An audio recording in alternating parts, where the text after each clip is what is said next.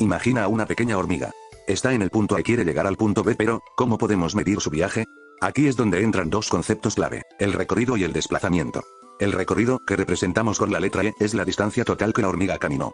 Si sumamos todos los tramos de su camino, 30 más 20 más 30 más 60, obtenemos un recorrido de 140 centímetros. Es como contar todos los pasos que diste. Por otro lado, el desplazamiento es un vector, representado con la flecha D, es diferente. Es la distancia en línea recta desde el punto de inicio, A, hasta el punto final, B, con dirección incluida. En este caso, el desplazamiento, mediante un pitagorazo, es de 100 centímetros. Como puedes ver, no siempre es lo mismo que el recorrido. Cuando tenemos el recorrido podemos hallar la rapidez media. Esta nos dice qué tan rápido se movió la hormiga a lo largo de su recorrido total. La calculamos dividiendo el recorrido, E, entre el tiempo transcurrido. Cabe aclarar que es una magnitud escalar, es decir, solo nos importa el número. Y luego tenemos la velocidad media. Se define como el desplazamiento, D, dividido por el tiempo transcurrido. La velocidad media es un vector, esto significa que no solo nos dice qué tan rápido, sino también en qué dirección se movió la hormiga. Y por último tenemos unas medidas equivalentes que serán importantes en cinemática, por ejemplo que un kilómetro sea igual a 10 al cubo metros, o sea 1000 metros, y que un metro sea igual a 10 al cuadrado centímetros, o sea 100 centímetros. El MRU es el movimiento de un cuerpo que describe una trayectoria recta y mantiene una velocidad constante en todo su recorrido. Imagina un objeto esférico con una velocidad constante de 8 metros por cada segundo. Esto implica que en un segundo avanza 8 metros y en el siguiente segundo otros 8 metros, y así sucesivamente. De ahí podemos sacar la fórmula de la velocidad, que es distancia entre tiempo. Despejando también podemos decir que la distancia es igual a velocidad por tiempo, o también conocido como Diosito lo ve todo. La velocidad, aparte de expresarse en metros por segundo, también se puede expresar en kilómetros por hora. Para la conversión se realiza lo siguiente. La velocidad en kilómetros por hora se debe multiplicar por 5 entre 18 para pasar a metros por segundo. Y metros por segundo se debe multiplicar por 18 entre 5 para pasar a kilómetros por hora. Por ejemplo, si un cuerpo viaja a una velocidad de 36 kilómetros por cada hora, es lo mismo que decir que viaja a 10 metros por cada segundo. El tiempo de encuentro se aplica cuando dos cuerpos, inicialmente separados por una distancia d, se mueven uno hacia el otro, en sentidos opuestos. Se calcula dividiendo la distancia inicial entre la suma de las velocidades del cuerpo A y el cuerpo B y representa en tiempo en que los dos cuerpos se encuentran. El tiempo de alcance se aplica cuando un cuerpo persigue a otro, ambos yendo al mismo sentido, y la velocidad del perseguidor B es mayor que la del perseguido A. Se calcula dividiendo la distancia inicial entre la diferencia de las velocidades, y representa el tiempo requerido para que el cuerpo B alcance a A. Primero la gráfica de posición versus tiempo del MRU, cómo cambia la posición de un cuerpo a través del tiempo. Por ejemplo, esta gráfica representa el movimiento de este gato en el eje X en 3 tramos. En el primer tramo se encuentra la posición 1, denotado como la posición X en el tiempo inicial 0, y en 3 segundos se mueve a la derecha hasta la posición 5 con una velocidad constante. Esta velocidad es igual a la tangente del ángulo θ, formado por una recta paralela al eje horizontal y la gráfica, que da lugar a un triángulo rectángulo. En este caso es uno notable, el de 37 y 53. Por ende la velocidad es de más 1.33 metros por segundo. En el segundo tramo la velocidad es 0 y ocurre durante el segundo 3 y 6, es decir, se mantiene en reposo 3 segundos. Para el último tramo se mueve a la izquierda durante 5 segundos hasta la posición 0, y mediante cálculos geométricos, nos da que el nuevo ángulo θ es 135, por ende su velocidad es de menos 1 metro por segundo. Si recordamos del capítulo 3, la velocidad es un vector, por ende cuando el cuerpo se mueve hacia la derecha la velocidad es positiva y cuando se mueve a la izquierda es negativa. Por otro lado, la posición en cualquier tiempo t es igual a la posición inicial más la velocidad multiplicado por el tiempo. Podemos comprobarlo por ejemplo para el tercer tramo, donde la posición inicial es 5 y la velocidad es menos 1 metros por segundo y el intervalo de tiempo que duró ese tramo es 5 segundos. Si operamos vemos que la posición final del tercer tramo coincide con la gráfica. La segunda gráfica es la velocidad versus tiempo, donde el área que encierra los intervalos de tiempo con la función constante de la velocidad es la distancia, ya que es un MRU. Por ejemplo, si un cuerpo tiene una velocidad constante de 5 metros por segundo, la distancia recorrida en el intervalo 3 y 7, es decir en 4 segundos, es de 20 metros. MRV es el movimiento de un cuerpo que se desplaza en línea recta con una aceleración constante, es decir, la velocidad cambia en el tiempo. La aceleración constante puede ser positiva, cuando la velocidad aumenta, o negativa, cuando la velocidad disminuye, también llamada desaceleración. Por ejemplo, si un cuerpo tiene una aceleración positiva de 4 metros por segundo al cuadrado, teniendo una velocidad de 12 metros por segundo al inicio, después de un segundo recorre 14 metros y su velocidad nueva es 16 metros por segundo. En el siguiente segundo, recorre 18 metros y su velocidad es 20 metros por segundo. Así, cada segundo, la velocidad aumenta en 4 metros por segundo porque la aceleración es 4 metros por segundo al cuadrado. Si el cuerpo tuviera aceleración negativa, o sea estuviera desacelerando, por ejemplo, si esta vez tiene una velocidad 8 metros por segundo al siguiente segundo tendría 4 metros por segundo, al siguiente segundo tendría 0 metros por segundo, es decir que llego al reposo. La fórmula general de la aceleración es A igual a velocidad final menos velocidad inicial, sobre el tiempo. En el caso del cuerpo con aceleración positiva, si tomamos a 12 como velocidad inicial y a 20 metros por segundo como velocidad final, y el intervalo de tiempo donde el cuerpo pasa de 12 a 20 metros por segundo, reemplazando nos da que la aceleración es 4, coincidiendo y confirmando el dato ya existente del problema. Si nos pide hallar el tiempo, la aceleración, la velocidad inicial o final, y no nos dan como dato la distancia, podemos usar la fórmula de velocidad final es igual a la velocidad inicial más la aceleración por tiempo. Como estamos analizando el caso donde la aceleración es positiva, usamos el más en esta y las siguientes ecuaciones. Y reemplazando vemos que la velocidad final es 20 metros por segundo como en el ejemplo, siendo la ecuación correcta. Y si no tenemos como dato al tiempo, usamos la fórmula de velocidad final al cuadrado es igual a velocidad inicial al cuadrado más 2 por aceleración por distancia. Reemplazando en la ecuación, nos da que es correcta. Si no está la aceleración, usamos distancia es igual velocidad inicial más velocidad final entre 2 por el tiempo, reemplazando la ecuación, nos da que es correcta. Si no está la velocidad final, usamos distancia es igual a velocidad inicial por tiempo más un medio por aceleración por tiempo al cuadrado, reemplazando la ecuación, nos da que es correcta. En problemas donde haya una desaceleración, se le asigna el valor negativo a la aceleración en las fórmulas anteriores, y este, al multiplicarse por el signo más, hace que en las fórmulas haya una resta en lugar de una suma. Hay un caso especial en donde se puede hallar la distancia en un tiempo enésimo, es decir, hallar solo la distancia que recorre en el primer segundo o último segundo o cualquier segundo n. Por ejemplo, aquí nos pide hallar la distancia en el tercer segundo, es decir, el tiempo n es igual a 3, no confundir con la distancia en 3 segundos, ya que la fórmula es la distancia del segundo 3, y esto en el ejemplo es igual a la velocidad inicial más un medio por la aceleración por 2 por 3 menos 1, la cual daría 19.5 metros. Antes de pasar a las gráficas, hay que entender estos dos conceptos. El movimiento acelerado ocurre cuando la velocidad y la aceleración tienen el mismo signo, es decir, si ambas son positivas o ambas son negativas. Cuando son positivas el móvil va a ir cada vez más rápido a la derecha, pero si son negativas el móvil va a ir cada vez más rápido pero a la izquierda.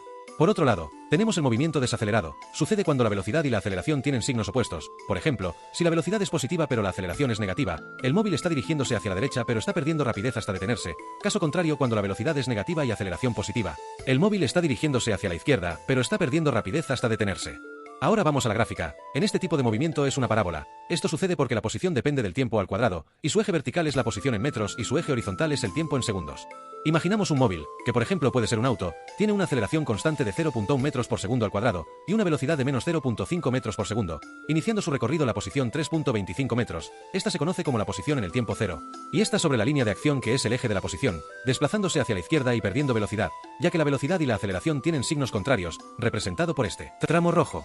Hasta que después de 5 segundos llega al punto más bajo en la gráfica, en la posición 2, deteniéndose, es decir, su velocidad en esa posición es 0. A partir de ahí, comienza a desplazarse hacia la derecha y va ganando velocidad poco a poco. Esto debido a que velocidad y aceleración tienen signos iguales, representado por este tramo verde. Un detalle clave es que la velocidad en cualquier tiempo t se halla trazando una recta tangente al punto de ese tiempo t. Después calcular la tangente del ángulo que forma la recta puesta y el eje del tiempo. Otra forma también es calcular la pendiente de esa recta tangente. Claro, siempre y cuando nos den como mínimo dos coordenadas de la recta como datos.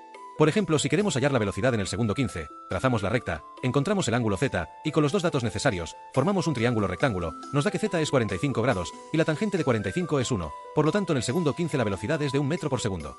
La ecuación fundamental de la posición, que nos dice que la posición en cualquier tiempo t, es igual a la posición inicial, más la velocidad inicial por el tiempo, más un medio de la aceleración por el tiempo al cuadrado. Esto lo podemos comprobar. Por ejemplo, si quiero hallar la posición del auto en el tiempo 5, que es donde la velocidad es 0, reemplazando y operando, nos resulta la posición 2, y vemos que el resultado coincide con la gráfica. De hecho, con esta fórmula se puede sacar la función de la posición respecto al tiempo, reemplazando los datos y operando, y nos da que la posición en el tiempo t es 3.25 menos 0.5 por t más 0.05 por t al cuadrado, que básicamente es la función que gráfica esta parábola. Como curiosidad, si derivamos esta función puedes hallar la función de la velocidad, y de esta manera ya no es necesario esos dos datos. Si bien la gráfica es una parábola cóncava hacia arriba, es decir que la aceleración es siempre positiva, también existe el caso donde la parábola sea cóncava hacia abajo, donde la aceleración es negativa todo el tiempo, pero sigue la misma lógica. El móvil pierde rapidez porque la velocidad y aceleración tienen signos contrarios, llega un momento donde se detiene, y después su velocidad y aceleración tienen signos iguales, así que cada vez va ganando más velocidad, pero esta vez dirigiéndose hacia la izquierda. La gráfica se divide en dos partes, eje vertical que representa la velocidad, y el eje horizontal que representa el tiempo. Un cuerpo va a iniciar su movimiento con una velocidad inicial, que también se le dice velocidad en el tiempo cero. La velocidad varía uniformemente por la aceleración constante, así que el cambio de velocidad en el transcurso del tiempo se representa con una recta. Si hallamos la pendiente de esa recta o la tangente del ángulo que se forma entre la recta y el eje horizontal, ya sea el primer caso donde el ángulo es agudo o el segundo donde es obtuso, nos da como resultado la aceleración constante del cuerpo en esa gráfica. Por ejemplo, si tenemos un cuerpo que inicia con una velocidad de 4 metros por segundo y en 3 segundos tiene una velocidad de 8 metros por segundo, y queremos hallar su aceleración constante, formamos una recta horizontal donde se encuentra la velocidad inicial y una recta vertical donde se encuentra el segundo 3. De esta manera se forma un triángulo rectángulo, el cual es notable el de 3, 4 y 5, siendo su ángulo el 37 y 53, pero nos importa el ángulo que está entre la recta que representa la velocidad y esa recta horizontal, o sea 53 grados, y la tangente de 53 es 4 entre 3, o sea el cuerpo tiene una aceleración de 1.33 metros por segundo al cuadrado. El movimiento de un cuerpo con aceleración constante se puede dar por tramos y también se representa por una gráfica. Analicemos el movimiento de este cuerpo que se divide en 4 tramos. En el primer tramo, es decir en el segundo 0, su velocidad inicial es 3 metros por segundo y después de 4 segundos su velocidad es 0 metros por segundo. Este último es su velocidad final. En este tramo desacelera ya que la velocidad y la aceleración tienen signos contrarios. En el segundo tramo, que ocurre entre el segundo 4 y 9, el cuerpo está acelerando porque la velocidad y aceleración tienen signos iguales, siendo su velocidad inicial 0 metros por segundo y su velocidad final menos 6 metros por segundo. En el tercer tramo la gráfica se vuelve una función constante, es decir se vuelve un movimiento con velocidad constante, un MRU, y es la velocidad con la que acabó el segundo tramo, es decir el cuerpo va a tener una velocidad constante de menos 6 metros por segundo durante 7 segundos ya que ocurre entre el segundo 9 y 16. En el cuarto tramo la velocidad deja de ser constante ya que va disminuyendo, porque la velocidad y la aceleración tienen signos contrarios, y entre el segundo 16 y 22, o sea en un lapso de 6 segundos, la velocidad disminuye hasta que el cuerpo se detiene, lo cual se ve en la gráfica donde la velocidad en el segundo 22 termina en 0. Podemos hallar la aceleración en cada uno de estos tramos formalmente con la ecuación de la velocidad del MRV, donde la velocidad en cualquier tiempo t es igual a la velocidad inicial más la aceleración por el tiempo, aclarando que esto aplica solo en un movimiento donde la aceleración sea constante. Por ejemplo, queremos hallar la aceleración en el primer tramo, reemplazamos los datos, la velocidad en el tiempo 4, es decir la velocidad al final que tiene el cuerpo al acabar el primer tramo, es 0 metros por segundo, la velocidad inicial es 3 y el tiempo que dura ese tramo es 4 segundos. Operando nos sale que la aceleración es menos 3 entre 4 o menos 0.75 metros por segundo al cuadrado. Esta aceleración no necesariamente va a ser la misma en los demás tramos, ya que son movimientos independientes conectados entre sí, lo podemos comprobar hallando la aceleración en el segundo tramo. La velocidad que se obtiene al final del segundo tramo, o sea en el segundo 9 es menos 6 metros por segundo, aunque para la gráfica es el segundo 9, para el segundo tramo es el segundo 5, ya que el segundo tramo dura 5 segundos, y esta ecuación funciona solo para los tramos de manera independiente de los demás tramos. Entonces sería la velocidad en el segundo 5 del segundo tramo, y esto es igual a la velocidad inicial del segundo tramo, el cual es 0 metros por segundo, y el intervalo de tiempo que como habíamos dicho ocurre entre el segundo 4 y 9, o sea un lapso de 5 segundos. Operando nos sale que la aceleración es menos 1.2 metros por segundo al cuadrado, siendo una aceleración diferente que el primer tramo. En el tercer tramo no se puede aplicar la fórmula, ya que es un MRU, o sea la aceleración es 0. Si queremos hallar la distancia recorrida por el cuerpo en un intervalo de tiempo, es decir con un tiempo inicial y un tiempo final, solo es hallar el área bajo la recta de la gráfica. Por ejemplo, si quiero hallar la distancia recorrida en el primer tramo, o sea desde el segundo 0 hasta el segundo 4, encierro el área entre esos dos intervalos, y aplicando conocimientos de geometría, en este caso el área de un triángulo, 4 por 3 entre 2 nos sale que el área es 6, o sea que la distancia recorrida por el cuerpo desde el segundo 0 hasta el segundo 4 es de 6 metros. Si un intervalo se encuentra por encima del eje del tiempo y otro intervalo por debajo, solo se suman sus áreas. Por ejemplo, la distancia recorrida del segundo 0 hasta el segundo 9 es A1 más A2A. A2A es el área del triángulo que su base es el lapso entre el intervalo 4 y 9, es decir 5 y su altura 6. No puede ser menos 6, ya que la distancia siempre es positiva, multiplicamos y dividimos entre 2, y nos sale que el área A2A es 15 metros. Sumando ambas áreas nos da que es 21 metros. Es decir que desde el segundo 0 al segundo 9, el cuerpo recorrió una distancia total de 21 metros. Por otro lado, si queremos hallar el desplazamiento del cuerpo, es decir, el valor vectorial entre el punto donde inició su movimiento y el punto donde termina, debemos restar las áreas. En nuestro caso, el desplazamiento es menos 9 metros, lo que significa que el cuerpo terminó 9 metros a la izquierda del punto de referencia.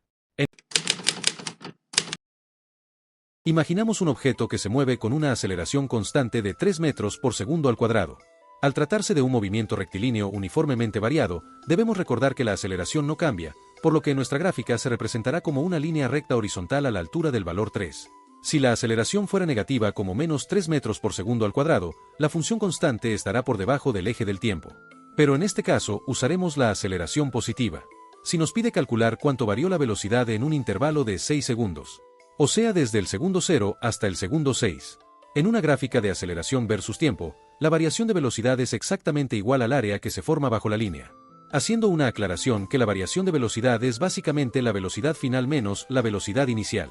Si observamos el gráfico, entre el segundo 0 y el segundo 6, se construye un rectángulo cuya base es el tiempo y cuya altura es la aceleración.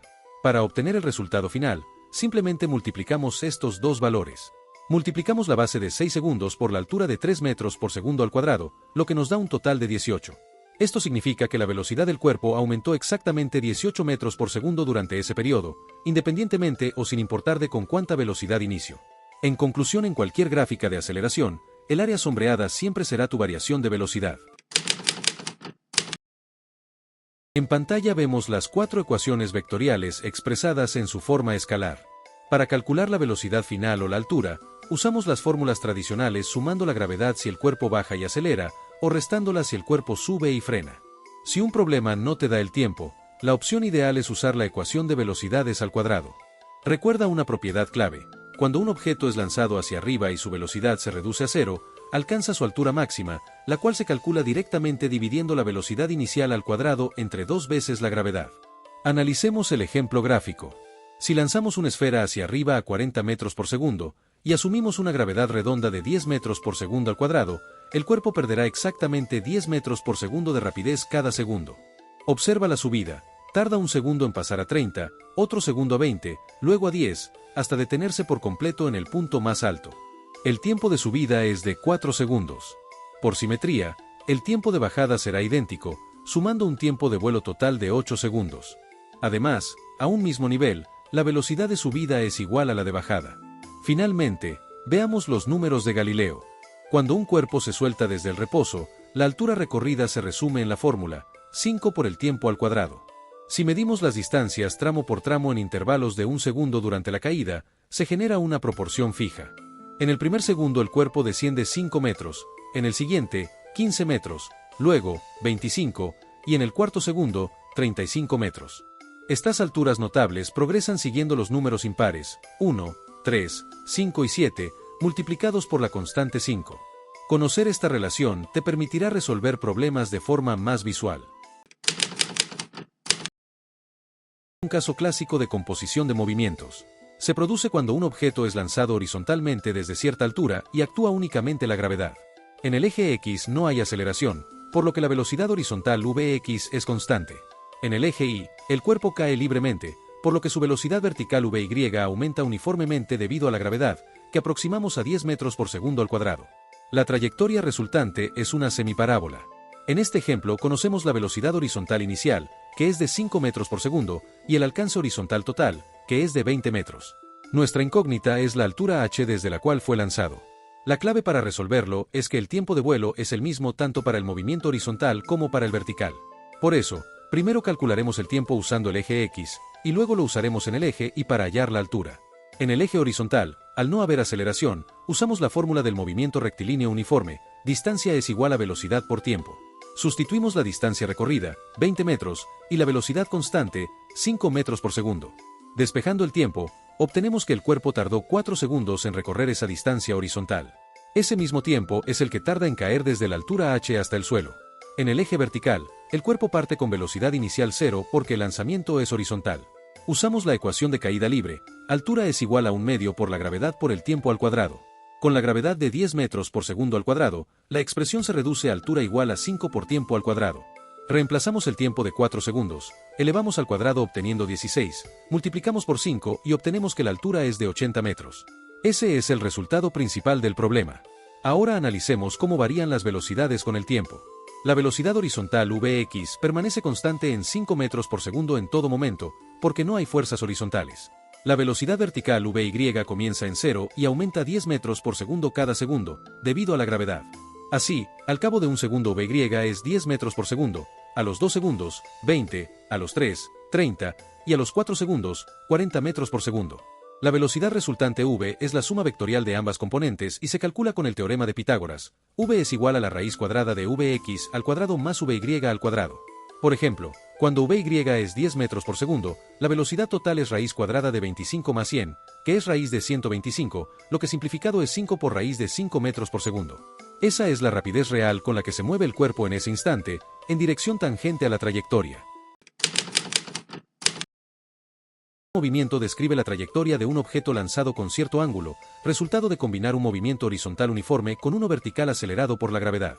Vamos a descubrir cómo funciona, con un ejemplo sencillo: un lanzamiento a 5 metros por segundo, con un ángulo de 53 grados. Todo lanzamiento parabólico parte de una velocidad inicial que se descompone en dos direcciones. La componente horizontal se calcula como Vx igual a v por coseno de alfa, y permanece constante durante todo el recorrido. En nuestro ejemplo, esto da 3 metros por segundo. La componente vertical se obtiene con Vy igual a v por seno de alfa, y en este caso resulta en 4 metros por segundo. En cualquier instante, ambas componentes pueden combinarse para conocer la velocidad total del objeto, mediante la fórmula v igual a raíz cuadrada de Vx al cuadrado más Vy al cuadrado. Con nuestros valores de 3 y 4 metros por segundo, el resultado es, precisamente, los 5 metros por segundo iniciales. En el punto más alto de la trayectoria ocurre algo particular. La velocidad vertical se anula por completo y solo permanece la horizontal, que nunca deja de actuar. Por eso, en nuestro ejemplo, en la cima el objeto conserva únicamente los 3 metros por segundo horizontales. Una propiedad geométrica notable del MPCL es la simetría de sus ángulos. Al subir y a bajar, la trayectoria forma exactamente el mismo ángulo respecto a una línea horizontal de referencia. En nuestro lanzamiento, ese ángulo es de 30 grados en ambos tramos, con una velocidad de 3,46 metros por segundo en cada punto simétrico. Esto también aplica para la línea de referencia principal, que es el suelo. Esta simetría también se refleja en el tiempo. El tiempo de subida es igual al de bajada, y ambos se determinan con la fórmula V por seno de alfa, todo dividido entre g. Para nuestro ejemplo, ambos tiempos son de 0,40 segundos. Para conocer la distancia total recorrida, se utiliza el alcance horizontal, definido como de igual a 2v al cuadrado por seno de alfa por coseno de alfa, todo dividido entre g. En nuestro caso, el objeto alcanza 2,40 metros de distancia. Además, existe un caso especial, el alcance horizontal máximo, dado por d máximo igual a v al cuadrado entre g, que se logra únicamente cuando el ángulo de lanzamiento es de 45 grados. Por último, la altura máxima que alcanza el objeto se calcula con h máximo igual a, entre paréntesis, v por seno de alfa, al cuadrado, todo dividido entre 2g. En nuestro ejemplo, esto da 0,8 metros de altura. Además de una relación distancia y altura que nos da la misma altura máxima. Es el movimiento de un cuerpo que describe una trayectoria circular con rapidez constante. Eso es literal, no cambia de velocidad en magnitud, solo en dirección. Antes de las fórmulas, conoce a sus elementos. R es el radio, la distancia al centro. V es la velocidad tangencial, siempre tangente a la circunferencia. AC es la aceleración centrípeta, y siempre apunta hacia el centro. Omega es la velocidad angular. T es el periodo, el tiempo de una vuelta completa. F es la frecuencia, cuántas vueltas por segundo. Y θ es el desplazamiento angular, el ángulo que recorre. Ahora las fórmulas. La velocidad tangencial es igual a 2π por el radio, sobre el periodo. O también, 2π por el radio, por la frecuencia. La velocidad angular es igual a 2π sobre el periodo. O 2π por la frecuencia. Se mide en radianes por segundo. La velocidad tangencial también es igual a la velocidad angular por el radio. Esta conecta el movimiento lineal con el angular. Mientras más lejos estás del centro, más rápido te mueves aunque gires al mismo ritmo. El periodo es igual a 1 sobre la frecuencia. Y la frecuencia es 1 sobre el periodo. Son inversos entre sí. La aceleración centrípeta es igual a la velocidad tangencial al cuadrado, sobre el radio. O también, velocidad angular al cuadrado, por el radio. Siempre dirigida hacia el centro. La fuerza centrípeta es igual a la masa, por la velocidad tangencial al cuadrado, sobre el radio. O masa, por velocidad angular al cuadrado, por el radio. El desplazamiento angular es igual a la velocidad angular, por el tiempo. En radianes. Y el número de vueltas es igual al desplazamiento angular sobre 2π. O el tiempo sobre el periodo. O la frecuencia por el tiempo. 4 cosas que siempre son verdad en el MCU. 1. La rapidez es constante. 2. La velocidad cambia de dirección, no de magnitud. 3. La aceleración centrípeta siempre apunta al centro. Y 4. Omega, T y F también son constantes durante todo el movimiento. Y para que no te enredes con las unidades, una vuelta equivale a 2π radianes. Una revolución también es 2π radianes, o 360 grados. Un radián son 180 sobre pi grados, aproximadamente 57.3 grados. Y recuerda, la velocidad en metros por segundo es igual a la velocidad angular en radianes por segundo, multiplicada por el radio en metros. Es el análogo al MRV, donde pasamos de una velocidad constante en el círculo como vimos anteriormente, a una que varía uniformemente con el tiempo. Y se añaden 2 nuevos elementos a su listado. La aceleración tangencial mide la rapidez con la que cambia la magnitud de la velocidad tangencial. Por ejemplo, si tenemos un cuerpo con una aceleración constante de 5 metros por segundo al cuadrado, significa que su velocidad cada segundo va a aumentar de 5 en 5 y con ello el tamaño del vector va aumentando. Y la aceleración angular mide la rapidez del cambio de la velocidad angular. Por ejemplo, si tenemos un cuerpo con una aceleración angular de 3 radianes por segundo al cuadrado, significa que su velocidad angular cada segundo va a aumentar de 3 en 3, y con ello el tamaño de su vector va aumentando, siendo este perpendicular al plano de acción.